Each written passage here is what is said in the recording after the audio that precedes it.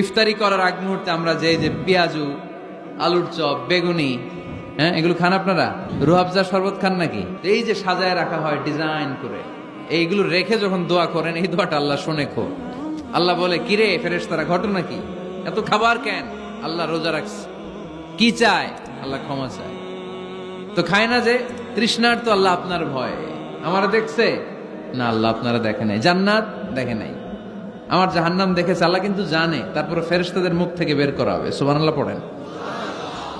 আমার জাহান্নাম দেখেছি কিনা বলো। ফেরেশতারা বলে না, জাহান্নাম দেখে নাই।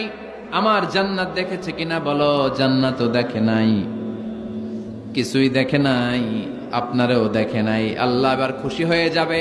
আমার খুশির জন্য আমার ভয়ে তৃষ্ণার্ত ক্ষুধার্ত সামনে খাবার হাত বাড়ালেই খেতে পারে, গ্লাসটা তুললেই পান করতে পারে, আমার ভয়ে খায় না।